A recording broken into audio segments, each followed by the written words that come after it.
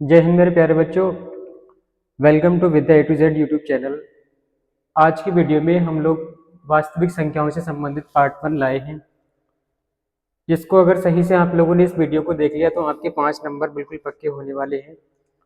इसमें क्या क्या चीज़ें रहेंगी, क्या क्या डेफिनेशंस रहेंगी, उन सारी चीज़ों को हम लोग इस वीडियो में देखने वाले हैं। तो हम लोग आगे बढ़ते हैं।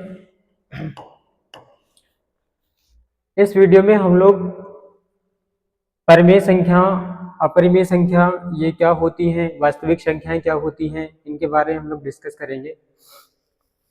वास्तविक संख्याएं क्या होती हैं? तो बच्चों, वास्तविक संख्या क्या होती हैं? परिमेय और अपरिमेय संख्याओं को इकट्ठा रूप से, संग्रहित रूप से अगर कहें तो वो परिमेय संख्याएं कहलाती, वास्तविक संख्याएं कहलाती हैं। एक बार दोबारा से मैं रिपीट करता हूं, परिमेय संख्या और अपरिमेय संख्या को संग्रहित रूप से वास्तविक संख्या कहते हैं। परिभाषा का अर्थ ये हुआ कि परिमेय संख्या और अपरिमेय संख्या दोनों को मिला करके हम लोग वास्तविक संख्याएं कहते हैं। दूसरी है आपकी परिमेय संख्याएं क्या होती हैं। कि हम लोगों ने ये तो पता कर लिया कि वास्तविक संख्याएं क्या होती हैं। वास्तविक संख्याएं परिमेय और अपरिमेय दोनों को मिलाकर कहते हैं। तो जो परिमेय संख्या होती है वो क्या होती है? तो बच्चों, वे संख्याएं जिन्हें P बटे Q के रूप में लिखा जा सकता हो, परिमेय संख्याएं कहलाती हैं। जहां P और Q दो पूर्णांक होते हैं, दोनों पूर्णांक हैं तथा Q का मान कभी भी शून्य नहीं हो सकता। उदाहरण के लिए 3, 4, 7 आदि। अब मैं इसको कुछ समझाऊंगा यहाँ पर कि परिमेय संख्या क्या होती है। कोई भी एक संख्या, जैसे सपोज यहाँ पर हमारा 5 है, 5 है, 5 को हम लोग P बटे Q के फॉर्म में लिख सकते हैं। 5 को हम लोग P 5 बटा 1 के फॉर्म में लिख सकते हैं। यहाँ पर ये P की मान है और ये आपका Q का मान है, जो कि Q का मान 0 नहीं है। तो ये परिमेय संख्या हो गई। आपका 3 उदाहरण में लिखा हुआ है, 3 को हम लोग 3 बटा 1 के फॉर्म में लिख सकते हैं। मतलब ये P बटे Q के फॉर्म में है, तो इसका मतलब ये एक परिमेय संख्या है।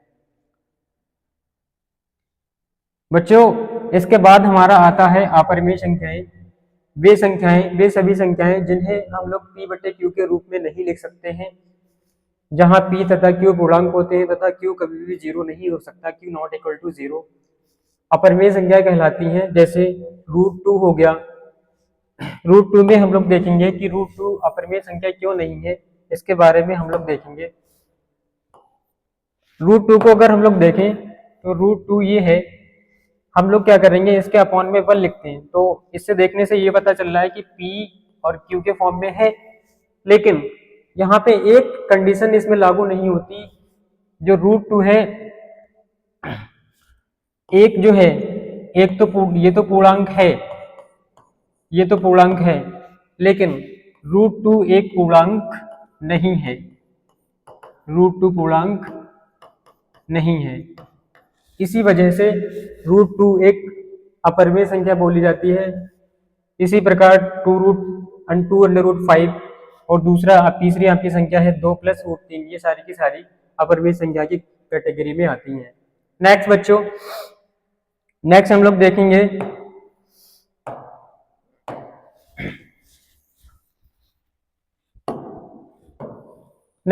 कि भाज्य संख्याएं क्या होती हैं, अभाज्य संख्याएं क्या होती हैं, सहअभाज्य संख्याएं क्या होती हैं।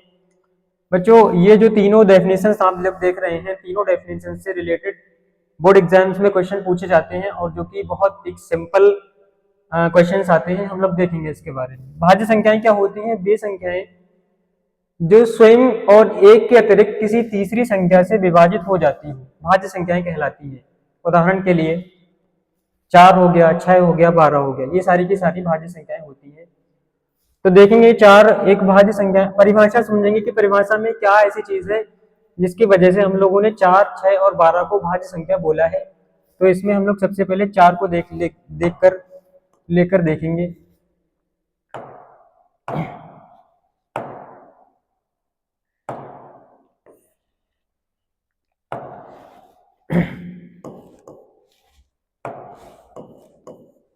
चार है, 4 भाज्य संख्या क्या है? परिभाषा के अकॉर्डिंग परिभाषा कहती है, डेफिनेशन का कहना है कि वह संख्या जो स्वयं एक और एक स्वयं तथा एक के अतिरिक्त किसी तीसरी संख्या से विभाजित है। तो ये जो नंबर है 4 से विभाजित तो है, 1 से भी विभाजित है और साथ ही साथ ये 2 से भी विभाजित है। तो ऐसी संख्याएं जो कम से कम स्वयं से, 1 से और इसके अलावा किसी तीसरी संख्या से विभाजित हो जाती हो तो वो संख्या क्या कहलाती है? भाज्य संख्या कहलाती है। इसको हम लोग भाज्य संख्या कहते हैं, भाज्य संख्या कहते हैं। आगे हम लोग देखेंगे अभाज्य संख्याएं क्या होती हैं। वे संख्याएं जो स्वयं और एक के अतिरिक्त किसी तीसरी संख्या से विभाजित नहीं होती हो, उन सभी संख्याओं को हम लोग अभाज्य संख्या कहते हैं।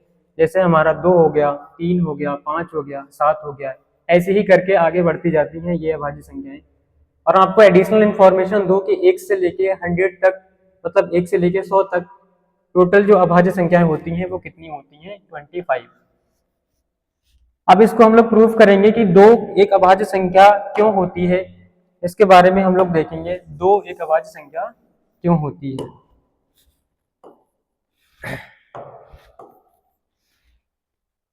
तो इसको देखेंगे, 2 खुद से तो विभाज्य है, 1 से विभाज्य है और इसके अलावा ये किसी भी तीसरी संख्या से विभाजित नहीं है, किसी भी तीसरी संख्या से विभाजित नहीं है।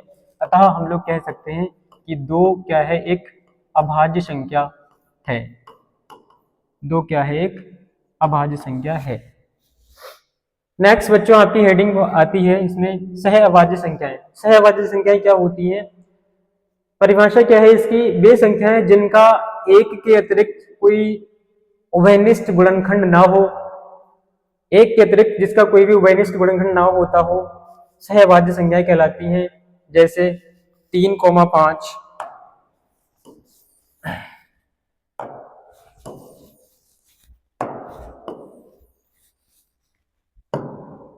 3,5 और 4,7 और 6,7। इसमें देखेंगे 3,7 को सह अभाज्य संख्याएं क्यों बोला गया है। हम लोग देखेंगे कि 3 के जो गुणनखंड हैं वो कितने हैं? 1 है, 3 है, इसके अलावा कोई गुणनखंड नहीं है। ऐसे ही 7, तो इसके गुणनखंड 1 है, 7 है, इसके अलावा कोई भी गुणनखंड नहीं है। तो इसमें जो कॉमन गुणनखंड है, उभयनिष्ठ गुणनखंड है, तो उभयनिष्ठ जो गुणनखंड है आपका इसका, इसमें वो केवल और केवल 1 है, इसके अलावा कुछ है नहीं। तो इसका मतलब 3,7 एक सहअभाज्य संख्या हो गई। ऐसे ही 4,5 के केस में देखें तो 4 के जो गुणनखंड आपके निकल के आते हैं वो 4, 1, 2, 4, ऐसे ही 5 के निकालेंगे तो हमारा क्या निकलेगा? 1,5। यहाँ भी केवल और केवल उभयनिष्ठ जो गुणनखंड है, यानी जो कॉमन फैक्टर है, वो कितना है? केवल और केवल 1 है। तो अतः हम लोग कह सकते हैं कि जो 4,5 है ये क्या है? एक सहअभाज्य संख्या है। बच्चों हम लोग देखते हैं कि क्या 6,12 एक अभाज्य संख्या है या नहीं है। तो इसके लिए हम लोगों को 6 और 12 के अभाज्य गुणनखंड करने पड़ेंगे, भाज्य गुणनखंड करने पड़ेंगे। 1, 2, 3 और ये साथ ही साथ ये 6 से भी कटती है। ऐसे ही 12 के हम लोग अभाज्य 12 के गुणनखंड निकालेंगे तो क्या निकलेगा? ये 1 से कटता है, 2 से कटता है, 3 से कटता है, 4 से कटता है और इसके बाद 6 से कटता है और इसके बाद स्वयं 12 से कटता है। तो यहाँ पर हम लोग अभाज्य गुण इसके उभयनिष्ठ गुणनखंड देखें तो 1 है, 2 है, 3 है और ये 6 है। तो इसमें 1 के अलावा कोई 3 ऐसे गुणनखंड है जो कि उभयनिष्ठ है। अतः हम लोग कह सकते हैं कि ये 6,12 एक अभाज्य संख्या नहीं है, सहअभाज्य संख्या नहीं है। नेक्स्ट बच्चों देखते हैं हम लोग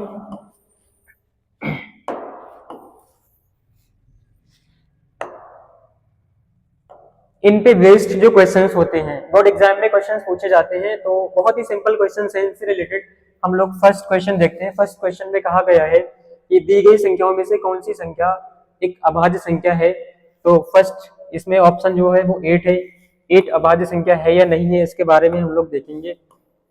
8 एक अभाज्य संख्या है या नहीं है। अगर 8 अभाज्य संख्या होती तो ये खुद से कटती और एक से कटती और खुद से कटती और इसके अलावा किसी तीसरी संख्या से नहीं कटती। तो ये अगर इसके केस में हम लोग देखें तो 8 जो है 2 से भी कटता है, 8 आपका 4 से भी कटता है, 8 आपका 2 और 4 से ही कटता है। तो इसका मतलब इसका खुद से और स्वयं के अलावा कोई तीसरा गुणनखंड मिल जाता है, तो ये 8 जो है अभाज्य संख्या नहीं है। इसका मतलब ये वाला पहला वाला ऑप्शन हमारा क्वेश्चन का आंसर नहीं है। सेकंड ऑप्शन हम लोग देखेंगे 9 है, जो कि स्वयं से तो कटेगा ही कटेगा, 1 से कटेगा, इसके अलावा ये 3 से भी कटता है, अतः ये वाला भी ऑप्शन गलत है। तीसरा ऑप्शन पे जाए हम लोग 15 है। 15 के केस में देखें तो 15 जो है 1 से तो कटेगा ही कटेगा, ये खुद से भी कटेगा, इसके अलावा ये 3 से भी कटता है, इसके अलावा ये 5 से भी कटता है, इसके अलावा ये खुद 15 से कटता है। तो हम लोगों को 1 से और 15 यानी खुद से अलावा कोई तीसरा गुणनखंड हमें मिल जाता है तो कह देते हैं कि वो अभाज्य संख्या नहीं होती है, अतः हमारा जो ऑप्शन नंबर 3 है वो भी एक अभाज्य संख्या नहीं है। 7 के केस में देखें तो 7 क्या है, 7 के हम लोग देखेंगे 7 के फैक्टर क्या हैं, ये खुद 1 से कटेगा, खुद से कटेगा और इसके अलावा किसी तीसरी संख्या से नहीं कटेगा, अतः हम लोग कह सकते हैं कि ये 7 क्या है, एक अभाज्य संख्या है। तो ऑप्शन नंबर जो 4 है वो आपका राइट आंसर है। Option number 4 is the right answer. Next बच्चों हम लोग देखेंगे क्वेश्चन नंबर 2। क्वेश्चन नंबर 2 में कह रहा है कि 1500 के अभाज्य गुणनखंड ज्ञात कीजिए। तो 1500 के अभाज्य गुणनखंड ज्ञात करने हम लोगों इसके लिए क्या करेंगे, हम लोग अगर ये अभाज्य गुणनखंड की बात करता है तो हम लोग अभाज्य संख्याओं से काटते हैं। और अभाज्य संख्याएं क्या होती हैं, अभाज्य संख्या होती हैं 2, 3, 5, 7, 11 और ये ऐसे चलती रहती हैं। तो सबसे छोटी जो अभाज्य संख्या है वो 2 है। तो हम सबसे पहले क्या करेंगे, लास्ट का डिजिट देखेंगे कि लास्ट का डिजिट क्या है, लास्ट का डिजिट 2 है। और 2 का डिविजिबिलिटी रूल क्या होता है कि अगर कोई नंबर जिसके लास्ट में 0, 2, 4, 6, 8 होता है तो वो पूरा का पूरा नंबर 2 से डिविजिबल होता है। तो हम लोग इसको 2 से डिवाइड करेंगे, 2 से काटेंगे, तो 2 से अंजा कितना, 2 का पहाड़ा पढ़ेंगे, 2 सत्ते 14 और एक बचेगा, एक इसके आगे लिखेंगे तो 2 पंजे 10 और ये 0 कट जाएगा। फिर इसको 2 से काटेंगे क्योंकि लास्ट में हमारा 0 दिख रहा है, 2 3 6, 2 सत्ते 14, 2 पंजे 10। फिर से काटेंगे इसको, फिर ये 2 से नहीं कटेगा, फिर हम लोग इसको काटे देखते हैं कि ये 3 से कटता नहीं कटता है। 3 से काटेंगे तो 3 से काटने के लिए 3 एकम 3, 3 दूनी 6, 3 पंजे 15। अब बच्चों ये कटेगा आपका 5 से, तो इसको 5 से काट के देखेंगे, 5 दूनी 10, 5 पंजे 25। फिर से 5 के काट के देखेंगे, 5 पंजे 25, फिर से 5 से काटेंगे, 5 एकम 5। तो 1500 का जो अभाज्य गुणनखंड निकल के आया है बेटा वो आपका निकल के आया है 2 बार 2 है और 3 बार 5। ये रहा इसका आंसर। नेक्स्ट क्वेश्चन बच्चों है आपका क्वेश्चन नंबर 3, संख्या 144 के अभाज्य गुणनखंडन में अभाज्य गुणनखंडों की घातों की संख्या ज्ञात कीजिए। तो बच्चों इसमें देखते हैं हम लोग क्वेश्चन नंबर 3 का जो आंसर है, देखते हैं इसका सॉल्यूशन कैसे होगा। तो 144 के सबसे पहले हम लोगों को 144 के अभाज्य गुणनखंड फाइंड आउट करने होंगे। तो 144 के हम लोग यहाँ पर 144 के अभाज्य गुणनखंड निकालेंगे, जो कि सबसे पहले 2 से काटेंगे, 2 सत्ते 14 और इसके बाद आपका कटेगा 2 दूनी 4। फिर से इसको 2 से काटेंगे क्योंकि लास्ट में 2 नजर आ रहा है हम लोगों को, 2 3 6, 2 छंग 12। फिर से काटेंगे इसको, 2 एकम 2, 2 अट्ठे 16। फिर से इसको काटेंगे, 2 नेम 18। फिर ये 3 से कटेगा, 3 3 9। फिर ये 3 से कटेगा, 3 एकम 3। तो 144 के जो अभाज्य गुणनखंड निकल के आ रहे हैं वो 2 गुणे 2 गुणे 2 गुणे 2 गुणे 3 गुणे 3।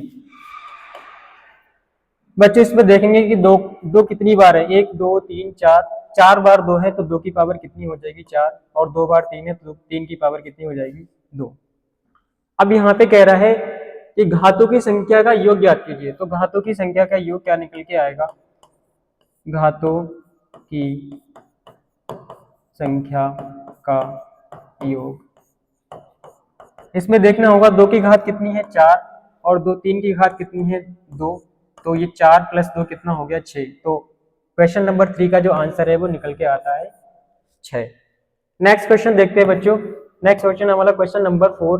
क्वेश्चन नंबर 4 में देखेंगे हम लोग, क्वेश्चन नंबर 4 में कह रहा है संख्याओं 306, 144 का अभाज्य गुणनखंड विधि द्वारा लासा ज्ञात कीजिए। तो इसके लिए बच्चों हम लोग क्या करेंगे, 306 क्वेश्चन नंबर हमारा 4 है। 306 संख्याएं कौन सी हैं, 306 और 144। सबसे पहले हम लोगों को 306 और 144 के अभाज्य गुणनखंड निकालने होंगे। इसको काटेंगे हम लोग 2 एकम 2, फिर इसके बाद में कटेगा 2 पंजे 10, 2 तियां 6, फिर ये कटेगा आपका 3 से कटेगा, 3 पंजे 15, 3 एकम 3, फिर ये 3 से कटेगा, 3 दूनी 6, सॉरी 3 एकम 3, और यहाँ से 2 बचेगा, 3 सत्ते 21, फिर ये 17 से कटेगा, 17 एकम 17। इसी प्रकार हम लोग 144 के अभाज्य गुणनखंड निकालेंगे। तो ये सबसे पहले हम लोग 2 से काटना पड़ेगा, फिर ये कटेगा आपका 2 दूनी 4, फिर ये काटेंगे तो ये 2 तियां 6, 2 छंग 12, फिर ये काटेंगे इसको 2 एकम 2, 2 अट्ठे 16, फिर ये काटेंगे 2 नेम 18, फिर ये 3 से कटेगा, 3 तियां 9, फिर ये 3 से कटेगा, 3 एकम 3। तो ये दोनों के अभाज्य गुणनखंड निकल के आए हैं। बारी बारी से हम लोग इसको देखेंगे।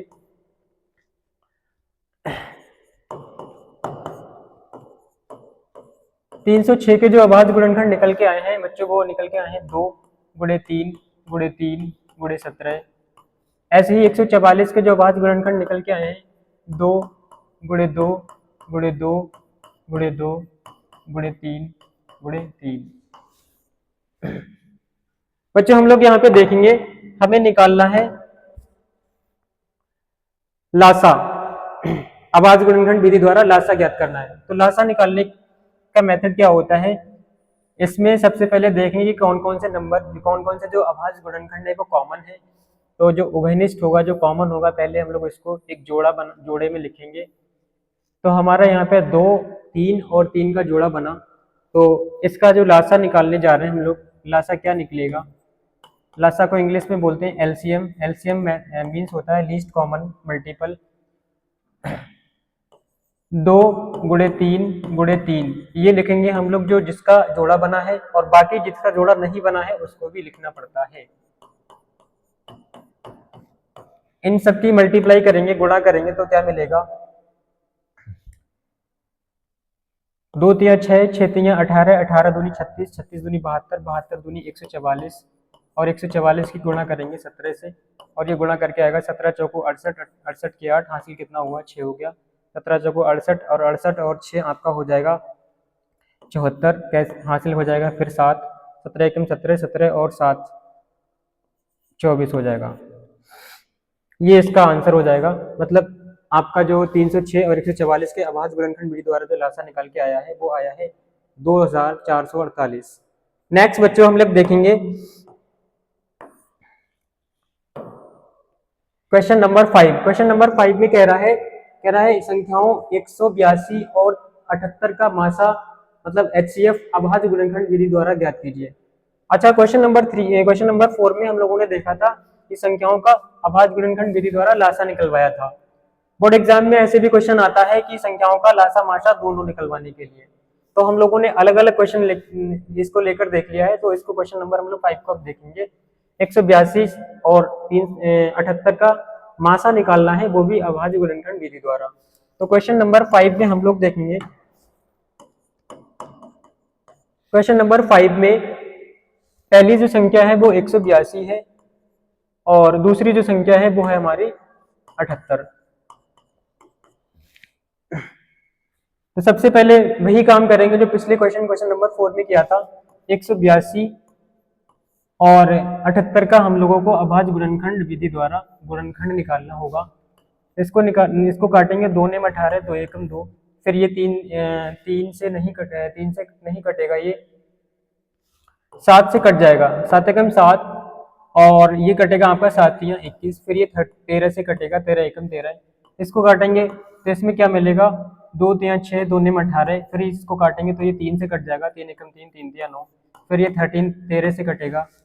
अब यहाँ पे हम लोगों के पास 182 और 78 के अभाज्य गुणनखंड निकल के आ गए हैं। इसमें क्या होगा, 2 × 7 × 13, और 78 के जो अभाज्य गुणनखंड निकल के आए हैं वो क्या निकल के आए हैं, 2 × 3 × 13। मासा निकालने का जो मेथड होता है, मासा निकालने के मेथड में हम लोग क्या करते हैं, सबसे पहले उस पिछले क्वेश्चंस की तरह पेयर बनाते हैं, जोड़े बनाते हैं। तो हमारे यहाँ पे कितने 2 जोड़े बन गए हैं, एक 2 का जोड़ा बना है, एक 13 का जोड़ा बना है। बच्चों आपको बता दूं, लासा में क्या होता है, जिनका जोड़ा बनता है उनको लिख लेते हैं और जिनका जोड़ा नहीं बनता है उनको भी लिख लेते हैं। लेकिन मासा निकालते वक्त हम लोग इस चीज का विशेष तौर पर ध्यान रखेंगे कि जिनका जोड़ा बनेगा केवल उन्हीं संख्याओं को लिखा जाएगा, बाकी किसी को नहीं लिखा जाएगा। तो मासा कैसे निकलेगा, मासा ये क्या होता है, HCF, क्या होता है, HCF, हाईएस्ट कॉमन फैक्टर। बच्चों क्या हो जाएगा, यहाँ पे 2 का जोड़ा बना और 13 का जोड़ा बना, इन दोनों की मल्टीप्लाई करोगे तो हमारा मिलता है 26, यानी 26 इसका मासा हो जाएगा। इन दोनों संख्याओं का अभाज्य गुणनखंड विधि द्वारा मासा निकल के आया है 26। नेक्स्ट क्वेश्चन बच्चों चलते हैं हम लोग। नेक्स्ट क्वेश्चन है आपका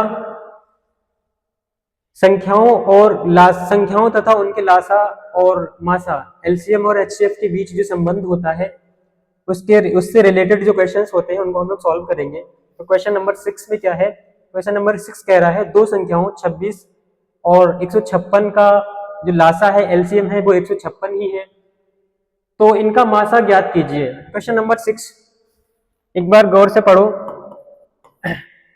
इसका सॉल्यूशन हम लोग देखेंगे। क्वेश्चन नंबर 6 में कह रहा है 26 और 156 का जो लासा है वो 156 दे रखा है। इसमें 26, 156 का जो लासा है का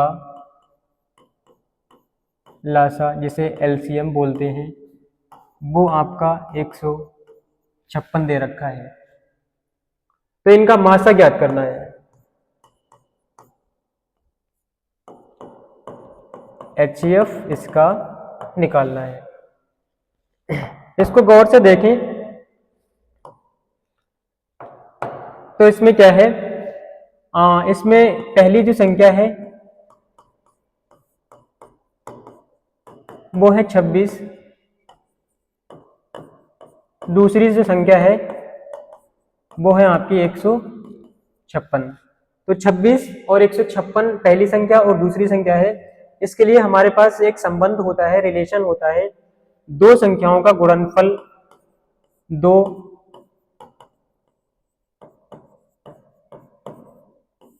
संख्याओं का गुणनफल बराबर उनका लासा गुणा उनका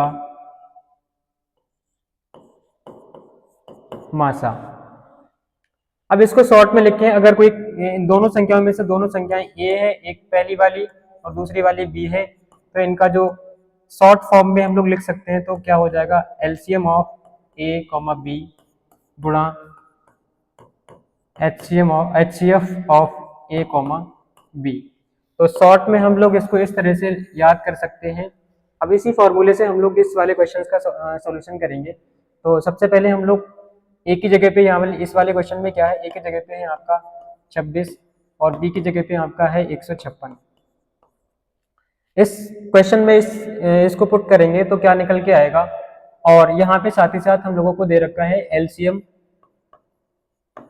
किसका, 26 का और 156 का, वो दे रखा है 156। ये तीनों वैल्यू हम लोग इसमें पुट करेंगे तो ए की वैल्यू आती है 56 और बी की वैल्यू है 156। एलसीएम इसका दे रखा है इन दोनों संख्याओं का, वो है 156। तो इनका मासा निकल पा रहा है, HCF की वैल्यू निकल पा रहा है।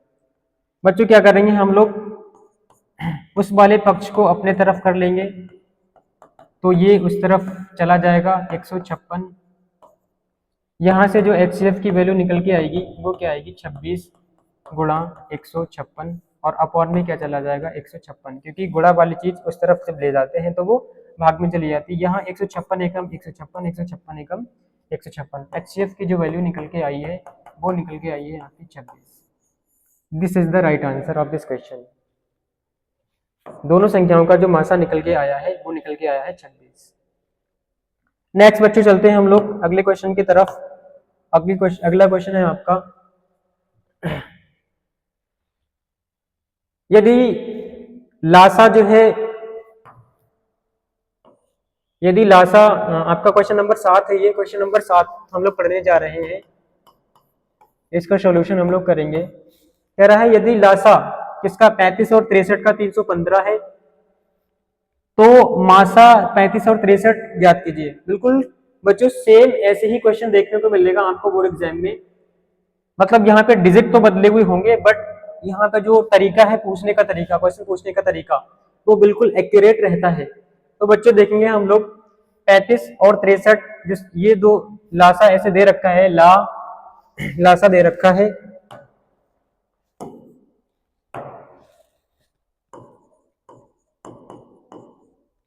पैंतीस कॉमा 63, ये आपका दे रखा है 315।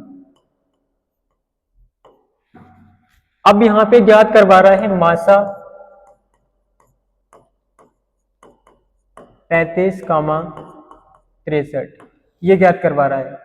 तो इस क्वेश्चन को देखने से ये लगता है जब भी ऐसा क्वेश्चन आ जाए तो आप लोग जरूर ध्यान में रखें कि यहाँ पर जो ए की वैल्यू है, मतलब पहली संख्या है वो कितनी है 35, और बी की वैल्यू यहाँ पे कितनी है 63, मतलब एक संख्या 35 है दूसरी संख्या 63 है, और इन दोनों संख्याओं का जो लासा है वो दे रखा है आपका 315। तो यहाँ पे हमारा फॉर्मूला होता है, सूत्र क्या होता है, पहली संख्या गुणे दूसरी संख्या बराबर लासा इन दोनों संख्याओं का गुणा इन दोनों संख्याओं का मासा। सारी वैल्यू हम लोग यहाँ पे रखेंगे तो ए की वैल्यू हमारे पास है 35, बी की वैल्यू हमारे पास है 63, और इसका जो लासा दे रखा है वो आपका दे रखा है 315। मासा निकलवा रहा है, सेम डिक्टू क्वेश्चन पीछे की तरह है ये, लेकिन फर्क ये है कि यहाँ पर सारी चीजें अच्छी तरह से डिफाइंड है, लेकिन क्वेश्चन नंबर 7 में ये थोड़ा सा छिपा करके घुमा करके पूछा गया है। तो अगर ऐसे भी क्वेश्चन आते हैं हम लोग तो इसको आसानी से कर पाएंगे। तो हम लोग क्या करेंगे, पिछले क्वेश्चंस की तरह HCF की जो वैल्यू निकलने वाली है वो क्या निकलने वाली आगे इस क्वेश्चन में देखेंगे हम लोग। वैल्यू निकालनी हम लोगों को HCF की, तो HCF अपनी तरफ रखेंगे, बाकी जो 315 बचा है वो उसको ले जाएंगे उस तरफ, और जो चीज LHS में गुणा में होती है वो RHS में जाके किस में चली जाती है, भाग में। अब इसको काटेंगे हम लोग, ये कट जाएगा 5 7 35, ये कटेगा 5 6 30, 5 3 15, 63 से 63 कट जाएगा, तो यहाँ पे क्या बचेगा आपका HCF निकल के आएगा, 7।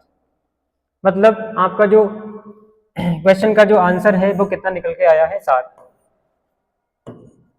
मासा ऑफ 35,63 बराबर 7, ये आंसर इसका आ गया। नेक्स्ट क्वेश्चन हम लोग देखेंगे,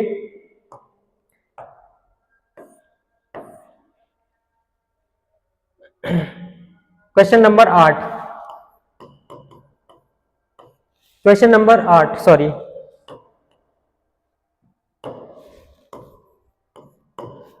इसका सॉल्यूशन हम लोग देखेंगे। कह रहा है निम्नलिखित में से कौन सी संख्या जो है वो अपरिमेय संख्या है। तो ऐसे ही बिल्कुल डिक्टू क्वेश्चन, ये वाला वही क्वेश्चन है, बोर्ड एग्जाम में पूछा गया था और बच्चे इसमें बहुत ज्यादा भ्रमित हुए थे। उन्होंने सोचा था कि इसमें रूट चढ़ा हुआ तो ये भी अपरिमेय संख्या होगी, इसमें रूट चढ़ा हुआ तो ये भी अपरिमेय संख्या होगी, और ये तो परिमेय संख्या है ही। तो वो इस चीज में बहुत भ्रमित हुए थे, तो उन लोगों को बहुत कंफ्यूजन हुआ था, क्वेश्चन सही से नहीं कर पाए थे। मैं आपको इसको बहुत सटीकता से इसका आंसर करवाऊंगा, सोल्यूशन करवाऊंगा इसका। ऑप्शन नंबर फर्स्ट, इसमें ऑप्शन नंबर फर्स्ट में दे रखा है रूट 25, और आप लोग जानते हैं जो बच्चे जिन्होंने सही से पढ़ाई कर रखी है तो वो जानते हैं कि 25 क्या होता है, 5 का वर्ग होता है। 25 क्या होता है, 5 का वर्ग होता है। और ये जब वर्ग, किसी संख्या का वर्ग जो होता है अगर रूट उसके ऊपर चढ़ा हुआ होता है तो वो संख्या बाहर ऐसे निकल के आ जाती है, मतलब इससे ही कैंसिल होकर। ऐसे बच्चों हम लोग दूसरा ऑप्शन देखेंगे। पहले ऑप्शन में क्या हुआ कि ये 5 जो है 5 को हम लोग 5/1 के रूप में लिख सकते हैं, तो ये वाला ये अपरिमेय संख्या ना होकर एक परिमेय संख्या है, तो ये वाला क्वेश्चन, पहला वाला क्वेश्चन का आंसर नहीं हो सकता। दूसरा वाला ऑप्शन देखो बच्चों, इसमें क्या है, इसमें है आपका 81, और हम लोग जानते हैं कि जो 81 होता है वो 9 का स्क्वायर होता है, मतलब ये से ये कैंसिल होके बेटा हमारे पास मिलेगा 9, और 9 के बटे में अगर एक लिख देंगे तो ये एक परिमेय संख्या को प्रदर्शित करती है। अतः हमारा सेकंड क्वेश्चन नंबर 8 का जो सेकंड ऑप्शन है ये भी क्वेश्चन का आंसर नहीं होगा। ऑप्शन नंबर 3 पे हम लोग जाएंगे, तो ऑप्शन नंबर 3 पे क्या मिलेगा हमारा है 5/3। इसको तो देखने से ही पता चलता है कि ये एक परिमेय संख्या है P और ये Q, और Q और P दोनों के दोनों पूर्णांक है, अतः ये हमारे क्वेश्चन का आंसर नहीं हो सकता। क्वेश्चन का जो ऑप्शन नंबर 4 है वो है आपका 5 + √2। इसमें क्या है, रूट के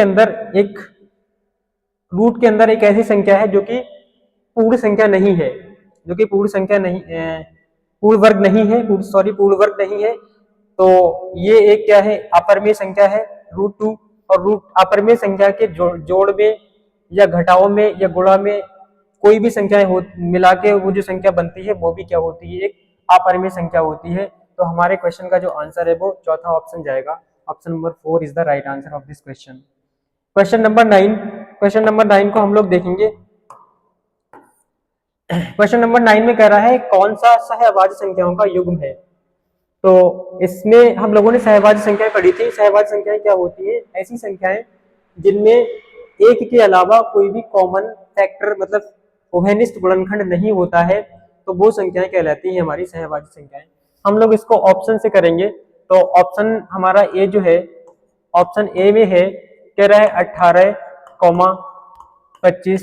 अब हम लोग देखेंगे इसमें कि 18 और 25 के क्या कोई उभयनिष्ठ गुणनखंड है, तो 18 के हम लोग अगर उभयनिष्ठ गुणनखंड देखें तो 18 के जो फैक्टर निकल के आएंगे 2, 3, 3, 1। अब अगर हम लोग देखें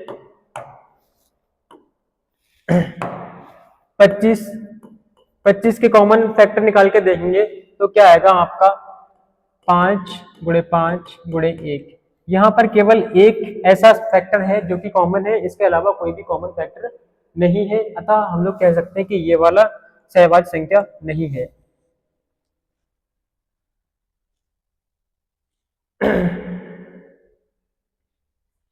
सॉरी, ये वाला असहभाज्य संख्या है, ये वाली सहभाज्य संख्या है क्योंकि इसमें कॉमन फैक्टर केवल एक ही है। अब ऑप्शन नंबर बी पे हम लोग जाएंगे, तो ये तो वैसे ही पता चल गया, जब ऑप्शन नंबर 1 ठीक है तो बी वाला गलत ही होगा, क्योंकि कैसे पता चलेगा, क्योंकि 5 के फैक्टर निकालेंगे तो 5 × 1, और 15 के फैक्टर निकालेंगे, 15 के जो गुणनखंड निकालेंगे तो इसमें निकलेगा 3, 5, 1। तो यहाँ पे 1 भी फैक्टर है, यहाँ पे 5 भी फैक्टर है, तो ये वाला सहभाज्य संख्या नहीं है। ऑप्शन नंबर सी पे जाए तो ऑप्शन नंबर सी आपका कहता है 7, 21। अब ये 7 के फैक्टर क्या है, 1 से कटेगा, 7 से कटेगा, और ये 21 किससे कटता है, 1 से कटता है, 7 से कटता है, 3 से कटता है, और ये तो इसमें क्या है कि एक कॉमन फैक्टर है और ये 2 कॉमन फैक्टर हैं, तो जिसमें एक से ज्यादा, एक के अलावा कोई कॉमन फैक्टर मिलता है वो कभी भी सहभाज्य संख्या नहीं हो सकती। ऑप्शन नंबर 3 में भी यही है, ऑप्शन नंबर 3 में भी कॉमन फैक्टर है, तो ऑप्शन नंबर 3 भी आपका सहभाज्य संख्या नहीं है। तो क्वेश्चन नंबर 9 का जो राइट आंसर है वो आपका option number A is the right answer. Next बच्चों हम लोग चलते हैं क्वेश्चन नंबर 10 पर। क्वेश्चन नंबर 10 कह रहा है 2 की घात 3 × 3 × 5 तथा 2 की घात 3 तथा गुणा 3 का जो लासा है तथा मासा दोनों ज्ञात कीजिए। लासा तथा मासा दोनों ज्ञात कीजिए। तो बच्चों ये वाले क्वेश्चन जो है थोड़े से घुमा के दिए गए हैं, आपको घुमा के नहीं बल्कि ये और ज्यादा आसान है, इनमें कोई दिक्कत ही नहीं है। तो इसका लासा निकालने के लिए या मासा निकालने के लिए क्या करेंगे हम लोग, इसके लिए क्या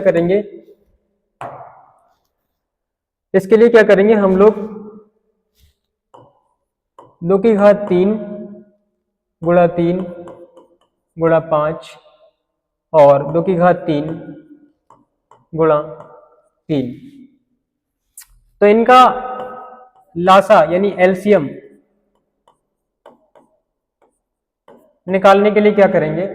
सबसे पहले तो हम लोग ये देखेंगे कि इसमें कॉमन क्या क्या चीजें हैं। तो सबसे पहले हमारा यही कॉमन नजर आ गया और ये कॉमन नजर आ गया, तो कॉमन वाली चीजें पहले लिख लेते हैं। फिर इसका बाद 3 का कॉमन फैक्टर है, इसके बाद में आपका 5 बचा हुआ है तो 5 को भी लिख लेंगे। अब इन ये हमारा ऑप्शन में अगर यही है तो इसका क्वेश्चन का आंसर यही हो जाएगा।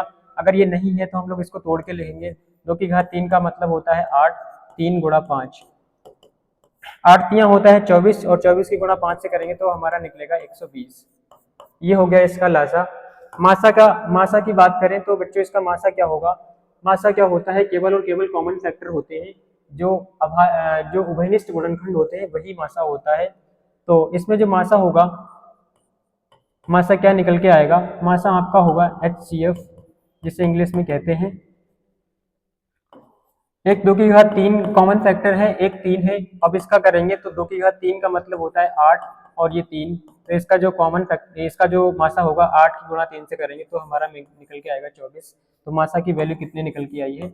24 निकल के आई है। बच्चों ये रहे 10 क्वेश्चंस, और मैंने इससे रिलेटेड जो भी डेफिनेशंस हैं, परिभाषाएं हैं कि वास्तविक संख्याएं क्या होती हैं, परिमेय संख्या क्या होती हैं, अपरिमेय संख्या क्या होती हैं, सारा कुछ मैंने आपको बता दिया है।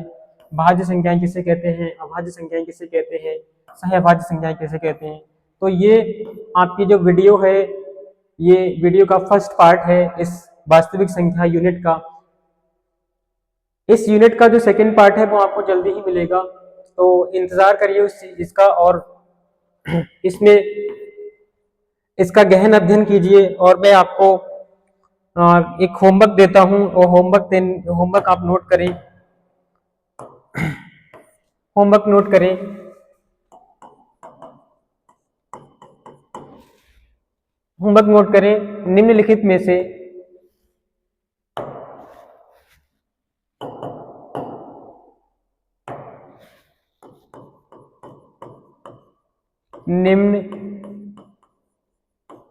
निम्नलिखित में से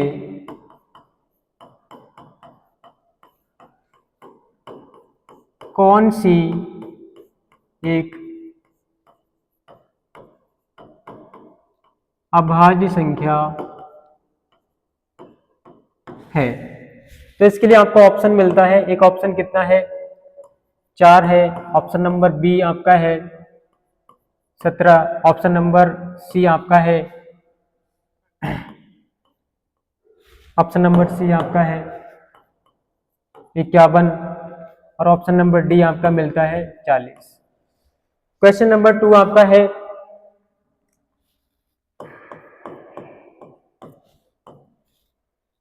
क्वेश्चन नंबर 2 है एलसीएम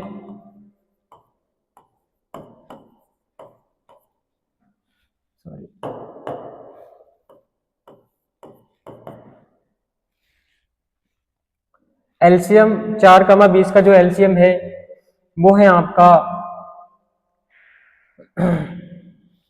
20 है। तो इसका HCF ज्ञात कीजिए। क्वेश्चन नंबर 3 है, क्या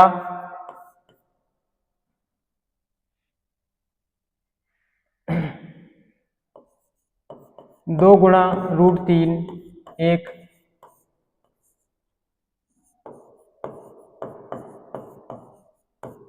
अपरिमेय संख्या है? बच्चों ये 3 क्वेश्चंस आपके हैं जो होमवर्क में जाते हैं, और इन क्वेश्चंस का आप लोग इनको सॉल्व करके